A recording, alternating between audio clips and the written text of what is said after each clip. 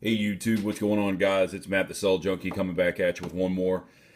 So I want to go ahead and pay my respects to a great piece of tech that is really no more, and this is the last opportunity I had to really mess with one to use it for a little while. And guys, that's the Pebble smartwatch. Um, this is a great piece of tech in my book. It always has been. I've had the Pebble, the first Pebble. I've had the Pebble Steel. This is the Pebble 2 HR. I picked this up at Target for hardly anything, and I got to say I'm still impressed by it. But having gone from Android Wear and Apple Watch to back to this, I can see the benefits of the other two devices. Now, with that being said, this one does stuff that my Apple Watch Series 1 doesn't do. All right. So let's say, for example, you've got your iPhone. All right. You know, your general everyday iPhone, you want a smartwatch. Well, you could get one of these, which is my, again, Series 1 Apple Watch. Works great. Everything's cool. So now I've got that, right? All right. Well, then all of a sudden, I decide, hey, I want to switch to Android. All right, so here we are. I've got my Z Max Pro. Well, this doesn't work with that. Apple Watch, you might as well kick that off to the side. Now what do you do? Oh, no. Now I've got my Moto 360 Sport. All right, well, the issue is these might have great specs. These might have, the most current up-to-date operating systems and all that jazz, but they're only good for their own individual things. This can work on an iPhone. This one won't. Or this one won't work on Android. So you're still kind of stuck. That's the thing about the Pebble. You can use that bad boy on both. You can have both iPhone and Android, which I currently use, my work phone, my personal phone, and I could use that on both. Now, like I said previously, the downside is I've used the Pebble, pretty much since it came out back a couple years ago. From there, I decided to take it out, and I got my Apple Watch. Then about a month and a half ago or so, I got this, and I'll be honest, guys, like going back from those two to this, I couldn't do. It was great when I didn't have the other two to compare it to. The Pebble, Pebble's got the buttons. It's got the watch faces. It gives you notifications. It does everything that it needs to do.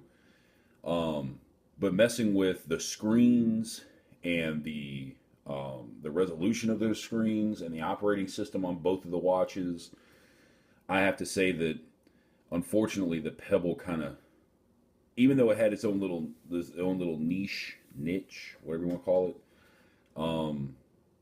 it's still far behind. I mean, it did everything I needed to do, but not now.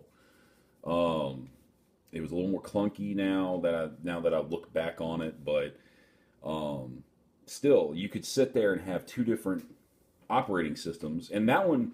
The thing about that is it actually would work on 4 operating systems. It works on those two, and then when I had my BlackBerry Classic running BB10, I was able to get some notifications and a little bit of a lighter use out of the watch. And I could still get notifications. I could still get some apps. Facebook would come through, stuff like that. And then I had a Windows 10 device that I had it hooked up to, and I could have it on Windows 10 as well.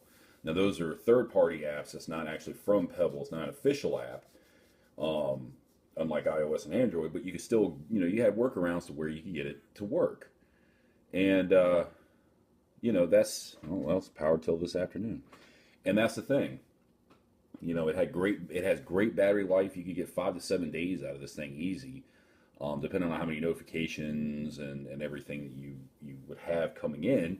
And then at the same time, this one actually also has the heart rate monitor. So, this was also good for working out. But then again, this is actually this Moto 360 Sport is for working out, so it also has the heart rate sensor, and so does my Apple Watch. So I mean, you know, they've all kind of, they all have their own little thing that they can do, and comparative to the Pebble, it's kind of sad. Sorry, it's kind of sad.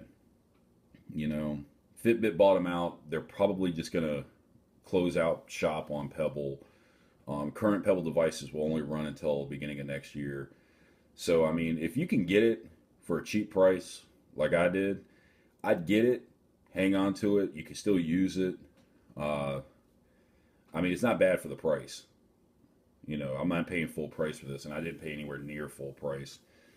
I got it for about 75, 80% off. So I mean, for that, you just kind of give you an idea. But it's kind of sad how companies get bought out. Next Big Robin got bought out, and all that stuff where it has a fan base. Had a Kickstarter campaign and all that stuff, and then they had a little bit of financial troubles, and then Fitbit swooped in and bought them for a good price. I mean, it's one of those it is what it is kind of scenarios. So I just wanted to do a quick video. RIP Pebble. You were good. You were a good watch while you lasted, bud.